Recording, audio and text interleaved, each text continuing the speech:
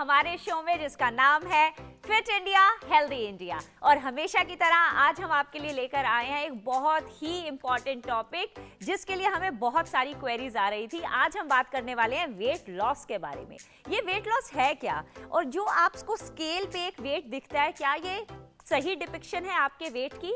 उसके अंदर होता है आपकी बोन डेंसिटी का वेट, उसके अंदर होता है आपका वाटर वेट, और उसके साथ साथ होता है आपका मसल मास का भी वेट। तो ये सभी के सभी बहुत इंपॉर्टेंट है एक अच्छी लाइफ को जीने के लिए। आपकी मसल मास नहीं गिरना चाहिए, आपकी बोन डेंसिटी ज़्यादा होनी चाहिए जैसे जैसे आपकी एज इंप्रूव होती है। लेकिन क्या जो स्केल पे आपका वेट दिखता है वो एक सही नापतोल है आपके वेट का?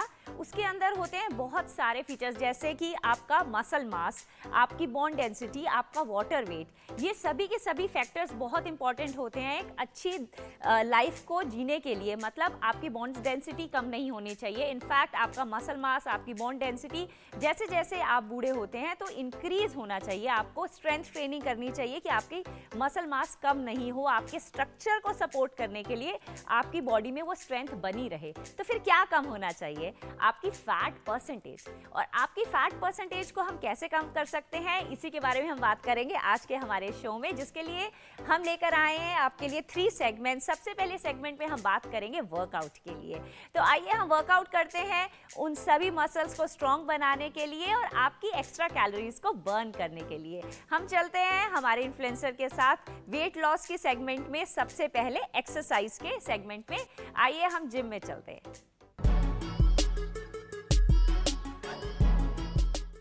आज मैं आपको बताऊंगा कि किसी भी तरीके से जब हम एक्सरसाइज स्टार्ट करते हैं उससे पहले वार्म अप किस तरीके से किया जा सकता है। आप देखिए मुझे किस तरीके से वार्म अप किया जाता है। इसको बोलते हैं साइड वुड चॉपर। इसको परफॉर्म करने से पहले अपनी लोअर बैक को स्ट्रेच किया जाता है। इसके बाद हम करेंगे फॉरवर्ड बैंड, जिसमें आपके नी स्ट्रेट होने चाहिए, बैक स्ट्रेट होनी चाहिए और नीज बैंड नहीं होनी चाहिए। उसके बाद मैं आपको बताऊंगा कि अपनी बैक को कैसे स्ट्रेच किया जाता है और फॉरवर्ड बैंड करना है। बिना नीज बैंड किए आप अपने हाथों को फ्लोर पे टच करने की कोशिश करेंगे और यहाँ 10 सेकंड होल्ड करेंगे। जिसकी लोअर बैक में दिक्कत है वो ज्यादा नीचे बैंड करने की कोशिश नहीं करेगा। अगर वो अपने नीज तक ला सकता है तो वो नीज पे लाके रोक देगा और यहीं पे पॉज करेगा, क्योंकि आप इससे नीचे गए तो आपकी लोअर बैक में इशू आ सकता है। उसके बाद यहाँ पे हाथ रखेंगे अपनी कमर पे और एंकल रोटेट करेंगे क्लॉकवाइज 10 टाइम्स एटलीस्ट। उसके बाद आप एंटी क्लॉकवाइज 10 टाइम्स करेंगे। ऐसे ही दूसरी साइड से भी अभी परफॉर्म करना है। उसके बाद अपने टोस को इस तरीके से उठाना है और 10 सेकेंड स्ट्रेच करना है। आप याद रखिएगा कि आप अपनी नी को लॉक नहीं करेंगे, उससे जॉइंट पे प्रेशर आएगा, हल्का सा सॉफ्ट रखना है। ऐसे ही हम दूसरी साइड से करेंगे। उसके बाद हम नीज बैंड करेंगे और हाथ ऐसे रखेंगे और आप कोबरा स्ट्रेच करेंगे। इस स्ट्रेचिंग का नाम है कोबरा स्ट्रेच। ये मेनली लोअर बैक के लिए होती है, जिसके कोई भी इशू होता है लोअर बैक से संबंधित। आप 10 सेकेंड पॉज किएगा। उसके बाद बैकवर्ड स्ट्रेच करना है, पूरी एल्बो को स्ट्रेच रखना है और 10 सेकंड पॉज करना है। ये सारी स्ट्रेचिंग बेसिक एक स्ट्रेचिंग है जो वर्कआउट से पहले हमें परफॉर्म करनी चाहिए, ताकि हमें कोई भी जॉइंट से रिलेटेड समस्या ना हो।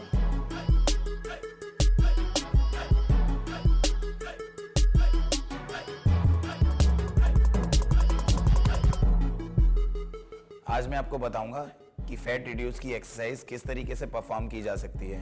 1 2 and down, up 1 2 and down. Guys, ये exercise crunches with toe touch है।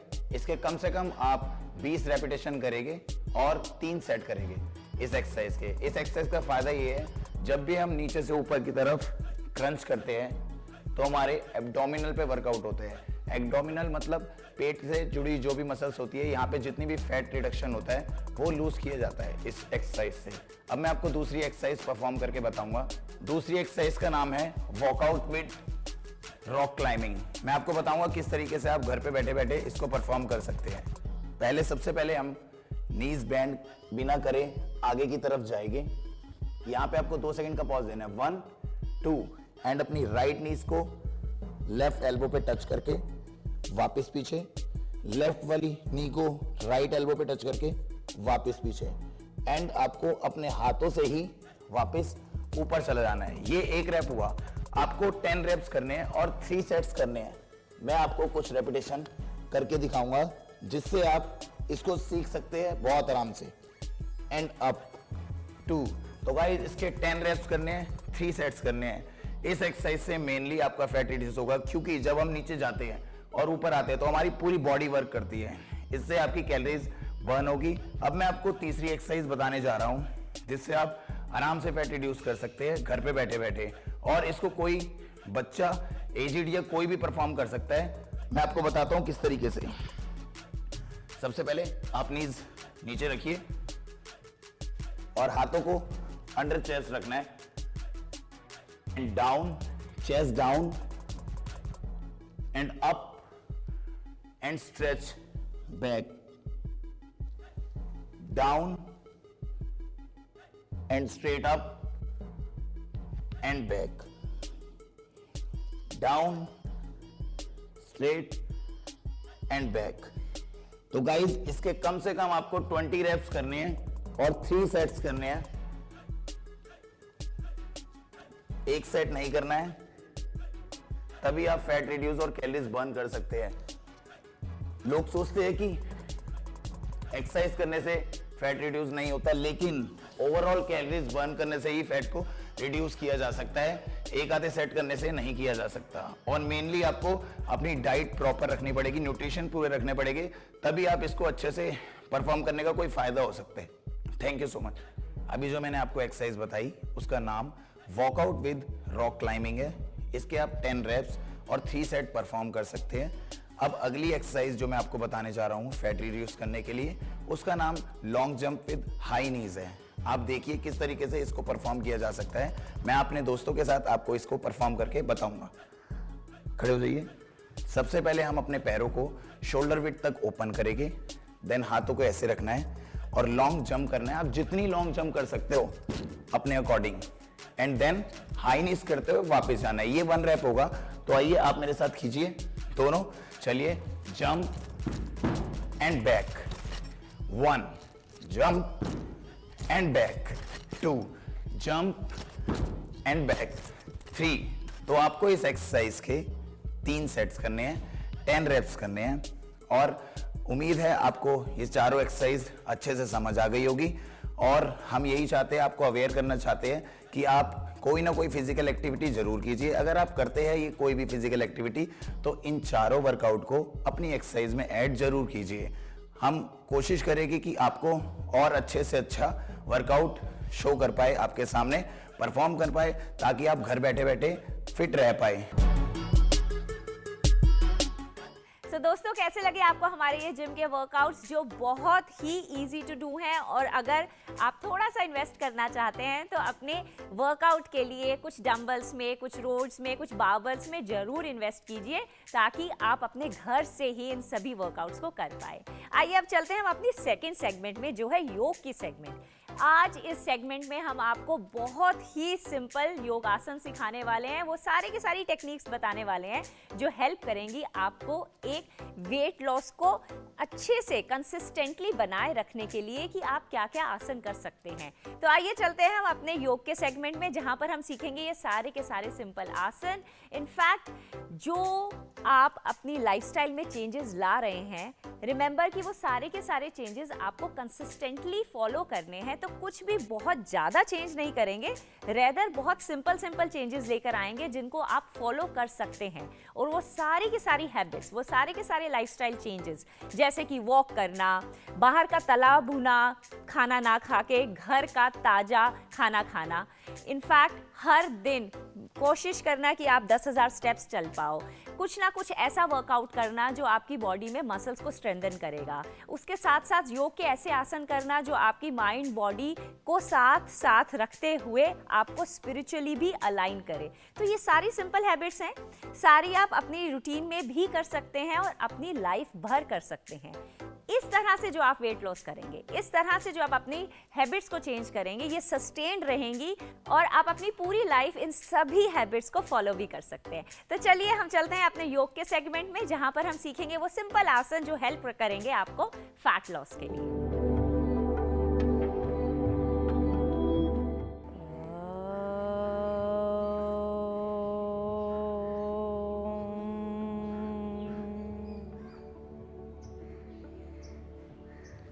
नमस्कार आप सभी को, मैं निहारिका सैनी आपका आज के कार्यक्रम में स्वागत करती हूँ फिट इंडिया हेल्दी इंडिया में। आज हम बात करने वाले हैं वेट लॉस के बारे में। वेट लॉस एक आम समस्या बन चुकी है, तो आइए आज जानेंगे हम कि योग के अभ्यास के द्वारा हम अपने वज़न को कैसे कम कर सकते हैं, कैसे इस क्रियाओं के द्वारा हम वज़न में अपनी स्थिरता ला सकते हैं। आइए कुछ योग का अभ्यास करते हुए पहले अभ्यास की ओर बढ़ेंगे। पहला आसन चक्की चालन। आइए चक्की चालन में जाने के लिए दोनों पैरों में 3 से 4 फीट का गैप बनाएंगे, दूरी बनाएंगे। समानता दूरी बनाते हुए दोनों हाथों को पीछे करेंगे, कमर को सीधी करेंगे, शोल्डर को रोटेट करके पीछे की ओर लेके जाएंगे। अपनी एड़ियां जमीन से स्पर्श कराएंगे, अपने घुटने जमीन से स्पर्श कराएंगे। दोनों हाथों को आगे लेके आएंगे, दोनों हाथों की फिंगर्स को इंटरलॉक करेंगे, शरीर को आगे की ओर धकेलते हुए आगे की ओर खींचेंगे, कमर सीधी। श्वास लेंगे, साइड में आएंगे, सीधी तरफ, कमर अपनी सीधी रखते हुए श्वास छोड़ते हुए पीछे की ओर आएंगे। शरीर में संतुलन बनाए रखते हुए दूसरी ओर जाते हुए श्वास लेंगे, श्वास लेते हुए पूरा अपने शरीर को आगे की ओर खींचेंगे, श्वास छोड़ते हुए शरीर पीछे की ओर, कमर सीधी। श्वास लेते हुए आगे की ओर, श्वास छोड़ते हुए पीछे की ओर खींचेंगे। इसी का अभ्यास ऑल्टरनेट साइड से अगेन करेंगे। अगेन शरीर को आगे लेके आएंगे, श्वास भरते हुए दूसरी ओर लेके आएंगे, श्वास छोड़ते हुए कमर को पीछे की ओर खींचेंगे, श्वास भरते हुए अपने शरीर को आगे की ओर खींचेंगे, जितना आपका शरीर आपको अवेलेबल करता है उस चीज के लिए। एक बार और पुनः प्रयास करेंगे इसका। श्वास छोड़ते हुए दोनों हाथ पीछे की ओर, कुछ पल का विश्राम, दोनों पैरों को मिलाएंगे, दंडासन की स्थिति में आकर हाथ पीछे की ओर, कंधे पीछे की ओर झुके हुए और विश्राम करेंगे। निरंतर श्वास प्रश्वास।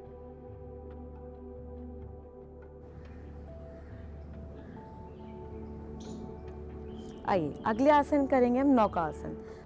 धीरे से हाथ को पीछे रखेंगे, पहले अपने तंबू पर बैठेंगे, दोनों हाथ सामने की ओर, एक एक करके अपने पैरों को ऊपर की ओर लेके जाएंगे। अपने शरीर में संतुलन लेके आएंगे, अपने पंजे खींचे हुए, अपने काफ मसल खींचे हुए, अपने नी खींचे हुए, अपनी थाइस खींची हुई। आपका पूरा वजन आपके कोर पर आएगा। ये आपके पेट को कम करने के लिए अच्छा अभ्यास है। कमर को पीछे खींचे हुए रखेंगे, श्वास प्रश्वास गति रहेंगे। इसका अभ्यास 20 से 30 सेकंड तक निरंतर करेंगे। इससे अभ्यास में बने रहेंगे, गर्दन पे किसी भी तरीके का खिंचाव महसूस नहीं करेंगे। श्वास छोड़ते हुए धीरे से दोनों पैर नीचे करेंगे, दोनों हाथों को साइड में लेके आएंगे और पैरों को सीधा करेंगे। श्वास अपनी नॉर्मल करेंगे।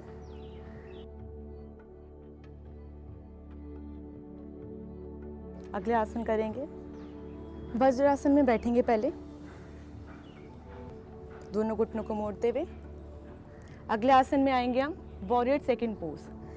दोनों पैर पर अपने खड़े होएंगे, सांस भरते हुए दोनों पैर पर अपने खड़े होएंगे। अगला अभ्यास करेंगे हम वॉरियर 2। दोनों पैरों में 3 से 4 फीट का गैप बनाएंगे, सीधे पंजे को बाहर की ओर निकालेंगे, अपने घुटने को मोड़ेंगे। इस बात का ध्यान रखेंगे जब आपका घुटना है वो आपके पंजे के आगे नहीं जाएगा, पीछे की ओर खींच के रखेंगे। आपका पेल्विस डाउन करेंगे हल्का सा, दोनों हाथ समांतर से शोल्डर लेवल तक ओपन करेंगे। अपने आगे वाले उंगलियों को देखने का प्रयास बनाएंगे। इसमें आपकी थाइस मसल स्ट्रेच होगी, आपका हिप फ्लेक्सर ओपन होगा, आपके एब्डोमेन पे स्ट्रेच आएगा।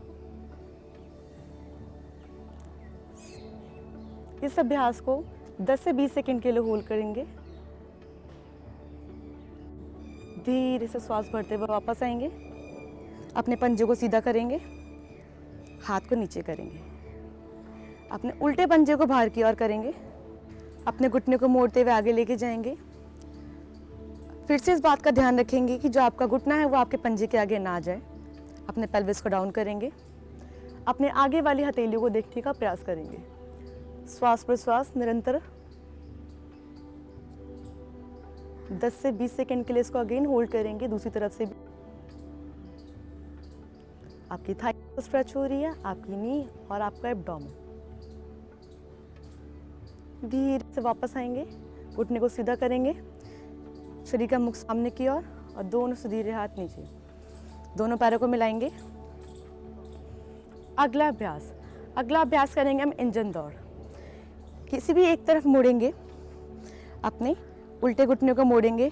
उल्टे घुटने को मोड़ते समय इस बात का ध्यान रखेंगे कि आपका घुटना ज़्यादा ना आगे रहेगा ना ज़्यादा पीछे, ये एक समांतर घुटने से घुटना मिला रहेगा हल्का सा। जो पैर फोल्ड किया आपने उसी वाले हाथ को मोड़ेंगे, दूसरा हाथ सामने, अंगूठा अंदर, मुठिया बंद। धीरे से नीचे आएंगे, श्वास छोड़ते हुए आगे की ओर जाएंगे, श्वास लेते हुए नीचे, श्वास छोड़ते हुए आगे की ओर। नाउ इसमें थोड़ा सा स्पीड लेके आएंगे, एक्सेल फॉरवर्ड,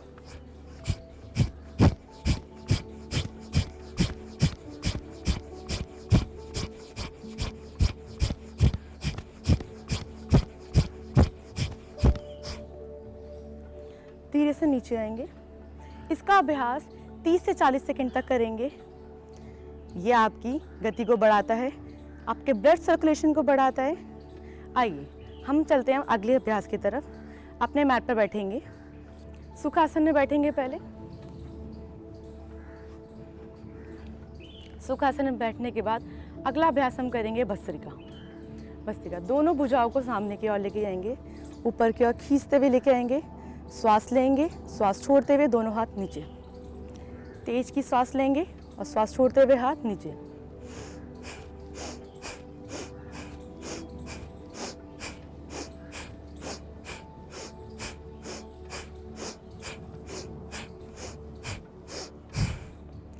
धीरे से वापस आएंगे। जितना भी अपने योगा का अभ्यास किया है, इस अभ्यास को किसी भी एक्सपर्ट की राय में रख के ही करें, जिससे कि आपको आपकी गलतियों के बारे में पता चले। मैं निहारिका सैनी आज के कार्यक्रम में आपसे विदा लेती हूँ। नमस्कार।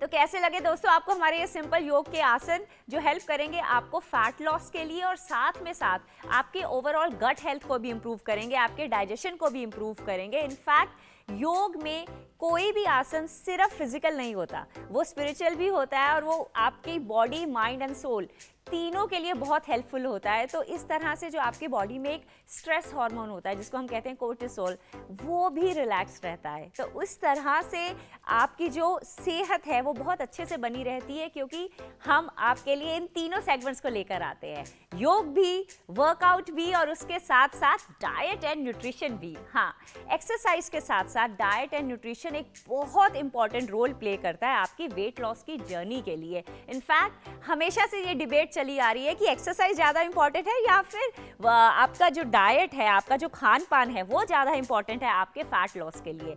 एक्चुअली दोनों ही बहुत ज़्यादा इंपॉर्टेंट है और इसको हम समझते हैं अपनी डाइट की सेगमेंट में मेरे साथ। सो वेट लॉस में आपकी डाइट कैसे होनी चाहिए? नंबर 1, आप कुछ भी ऐसा ड्रास्टिक अपनी डाइट में चेंज नहीं करेंगे जो आप नॉर्मली फॉलो नहीं कर सकते। नंबर 2, आपको इस बात का ध्यान रखना है कि आपकी डाइट में प्रोटीन इतना जरूर होना चाहिए कि जो आपका वेट लॉस हो रहा है वो मसल मास का लॉस नहीं होना चाहिए, इनफैक्ट वो सिर्फ फैट परसेंटेज ही डाउन जानी चाहिए। तो फिर ऐसे में आपकी डाइट कैसे होनी चाहिए? ऐसे में आपकी डाइट बैलेंस्ड होनी चाहिए। आपकी डाइट में प्रोटीन भी होना चाहिए, कॉम्प्लेक्स कार्ब भी होना चाहिए, प्री एंड प्रोबायोटिक्स भी होने चाहिए। आपको अपनी प्लेट से एनर्जी फूड तो मिलना ही चाहिए, लेकिन उसके साथ साथ बॉडी बिल्डिंग फूड भी मिलना चाहिए। तो कोशिश कीजिए कि 30 to 40% आपकी डाइट में प्रोटीन होना चाहिए, 30 to 40% आपकी डाइट में रॉ वेजिटेबल्स, सैलेड और साथ में कॉम्प्लेक्स कार्ब्स होने चाहिए, और रेस्ट 20 to 30% आप कर्ड, कुछ भी ऐसा जो प्री एंड प्रोबायोटिक्स की तरह आपकी गट हेल्थ को इंप्रूव कर सके वो आपकी प्लेट में होना चाहिए।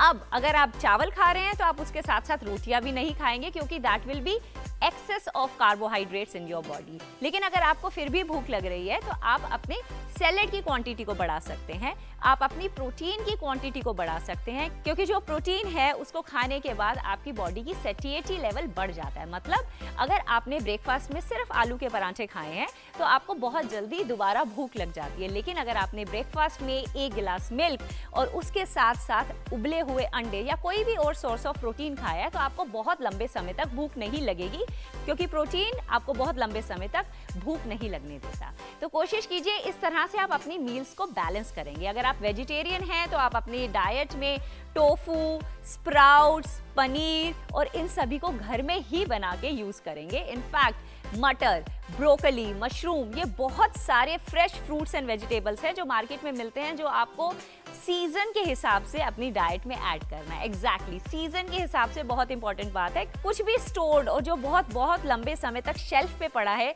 उसको आप अपनी डाइट का पार्ट नहीं बनाएंगे। तो अब अवॉइड क्या करना है? वो सारे के सारे प्रोसेस्ड फूड जिसका नाम आप नहीं पढ़ सकते हैं, वो सारे के सारे टॉक्सिक मटेरियल्स जो इंग्रेडिएंट्स में लिखे होते हैं जिसको आप प्रोनाउंस भी नहीं कर सकते हैं, तो आप उनको खाएंगे क्यों? वो फूड जो हमारे घर में एक दिन में सड़ जाता है, वो फूड उन शेल्फ्स पे 6 महीनों से लेकर 1-1 साल तक फ्रेश रहता है। कैसे रहता है? उसमें बहुत ज़्यादा केमिकल्स एडेड हैं। आप कुछ भी ऐसा जो आपकी बॉडी खाना ही नहीं समझती क्यों खाएंगे? So please start eating fresh home cooked food. अपनी डाइट में ज़्यादा से ज़्यादा फ्रेश फ्रूट्स और वेजिटेबल्स को इस्तेमाल कीजिए।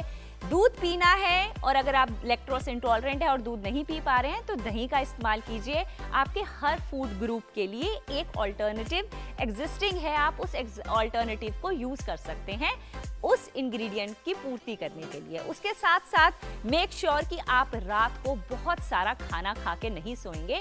जिस तरह से एक सन का क्लॉक चलता है उसी तरह से आपका बॉडी क्लॉक भी चलता है। इसको हम सर्केडियन रिदम भी कहते हैं। तो आप अपने सर्केडियन रिदम के हिसाब से खाना खाइए। अगर आप 7 बजे तक अपना डिनर कर लेते हैं तो आप सोचिए आप 10 बजे तक रेडी होते हैं सोने के लिए। लेकिन अगर आप अपना डिनर ही 9 o'clock करेंगे तो आपके स्टमक में एक अनडाइजेस्टेड फूड पड़ा रहता है जो आपको पूरी रात अच्छे से सोने नहीं देता। आप कोशिश करते हैं सोने की, लेकिन पूरी रात आपकी बॉडी एक्टिविटी में रहती है उस अनडाइजेस्टेड फूड को डाइजेस्ट करने के लिए।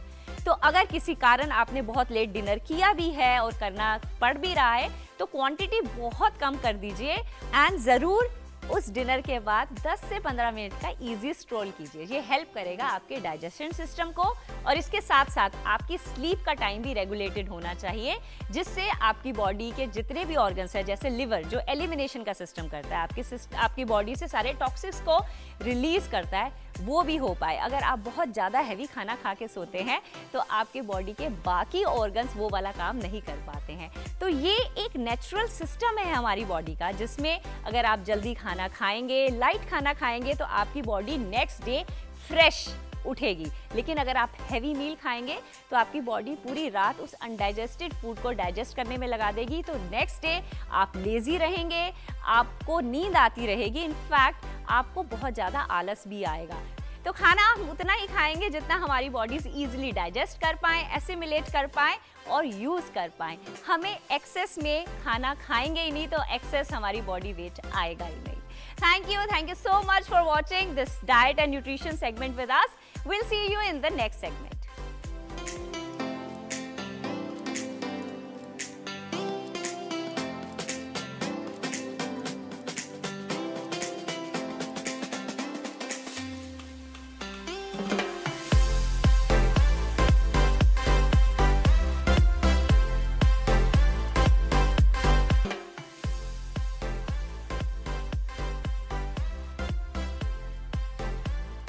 तो दोस्तों कैसे लगी आपको हमारी सिंपल टू फॉलो टिप्स जो आप यूज कर सकते हैं आपके अपने घर के किचन से, और आप इनको रेगुलरली अपनी डाइट में यूज भी कर सकते हैं, इन सभी के फायदे भी उठा सकते हैं। तो किस बात की वेट है? स्टार्ट कीजिए अपनी फैट लॉस की जर्नी आज से, अभी से, बिना किसी देरी के। इनफैक्ट वो जो हम एक डेट लगाते हैं ना 1st को या 10th को या 30th को, उसको भूल जाइए। इनफैक्ट आपकी लाइफ में ऐसी कोई डेट्स हैं ही नहीं। तो जो भी कार्य आपको करना है तो उसको आप अभी से स्टार्ट स्टार्ट कीजिए। अगर आपने अभी खाना खाया है तो बाहर जाके एक हल्की सी वॉक कीजिए। अगर अभी खाना खा रहे हैं तो देखिए कि आप बहुत ज़्यादा तो नहीं खा रहे हैं, आपका पेट भर चुका है तो बस कर दीजिए।